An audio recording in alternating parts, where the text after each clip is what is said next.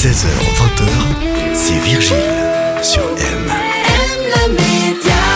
Les experts, c'est tous les jours sur M et aujourd'hui nous parlons animaux et rien de tel que de demander en ce qui concerne les bons conseils animaux à la présidente de SOS Chien Polaire, c'est Karine Métro qui est avec nous. Hello Karine. Bonjour Virgile. Nous allons parler de quelque chose qu'on ne connaît pas forcément, c'est la calinothérapie chez nos animaux de compagnie. Qu'est-ce que c'est concrètement la calinothérapie ? Alors, la calinothérapie, c'est le fait de prendre un animal dans ses bras, de faire des câlins. Ça procure du bien-être aux animaux, mais aussi à nous-mêmes. De plus en plus, on voit des gens qui proposent de faire ça. Et on voit que ça amène énormément de bonheur à tout le monde. On voit aussi l'avantage d'avoir un animal à la maison, que ce soit un chien, un chat ou autre. Ça évite que les gens soient tout seuls.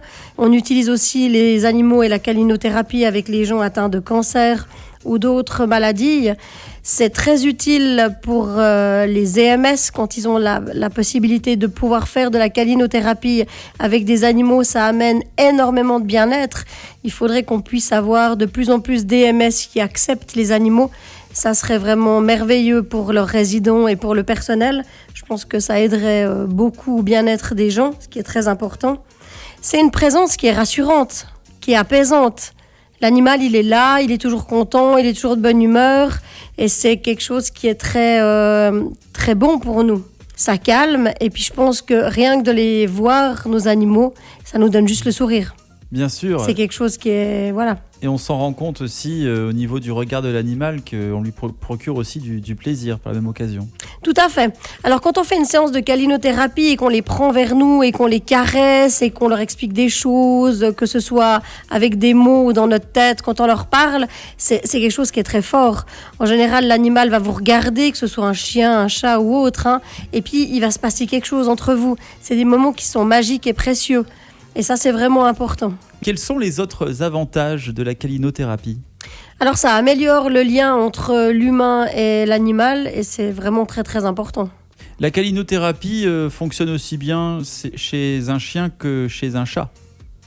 Alors oui, pour autant que le chat aime être manipulé. Oui. Certains chats aiment pas être manipulés. Ils sont un peu sauvages. Voilà, et ils aiment vivre leur vie. Donc ça dépend lesquels. Il faut que ce soit un chat qui soit ouvert à ça et qui ait envie. Sinon, il faut pas le prendre pour la calinothérapie. Ça doit pas être un acte forcé. Ça doit vraiment être quelque chose de partagé. La calinothérapie, c'est essentiel pour le bien-être. N'hésitez pas donc, si vous avez un animal de compagnie, de passer plus de temps avec lui.